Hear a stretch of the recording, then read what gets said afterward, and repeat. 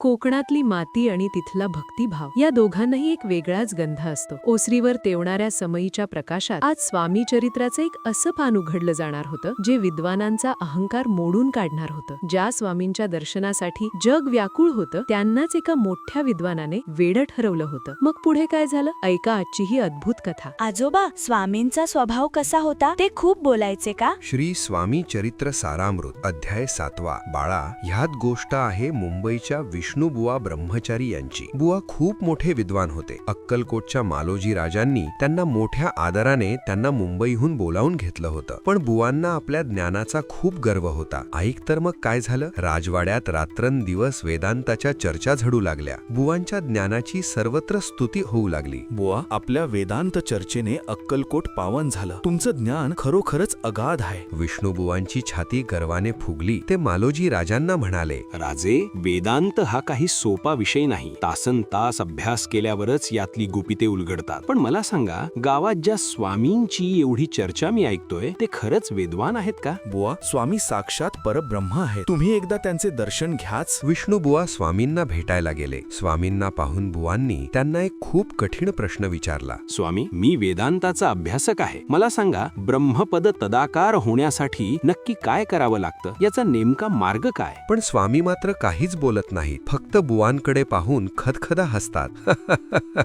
स्वामींचं हे वागणं पाहून विष्णुबुवा पुटपुटू लागले. काय हे? मी एवढा गहन प्रश्न विचारला आणि हे फक्त हसतायत.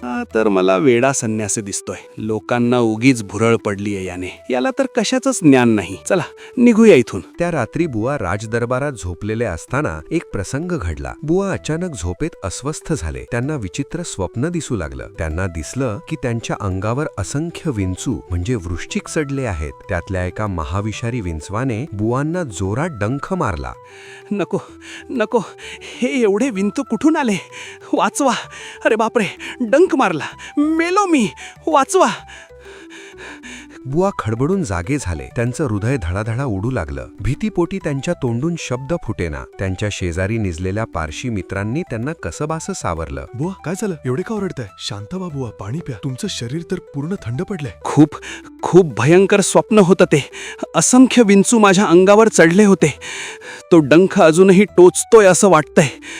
दुसऱ्या दिवशी बुवा पुन्हा स्वामींकडे गेले आणि पुन्हा तोच प्रश्न विचारला. तेव्हा स्वामी पुन्हा खदखदा हसले आणि म्हणाले, काय बुवा, ब्रह्मपद जाणून घ्यायचंय ना? मग रात्री त्या स्वप्नातल्या विंचवाला बघून इतका का घाबरलास? जो एका स्वप्नाला घाबरतो तो ब्रह्मपद काय जाणून घेणार? अरे, जर तू रात्री स्वप्नातल्या विंचवाला बघून इतका घाबरला गेलास तर तू ब्रह्मपद कसं काय जाणून घेणार? स्वामींचे हे शब्द ऐकताच बुवांच्या पायाखालची जमीन सरकली. आपण स्वप्नात काय पाहिलं हे स्वामींना कसं ठाऊक? बुवांना खूण पटली की स्वामी साक्षात अंतर्ज्ञानी परब्रह्म आहे. त्यांचा अहंकार गळून पडला. डोळ्यातून प्रेमाश्रू वाहू लागले आणि त्यांनी स्वामींचे पाय घट्ट धरले. स्वामी, मला क्षमा करा.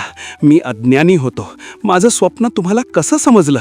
आपण साक्षात अंतर्ज्ञानी आहात.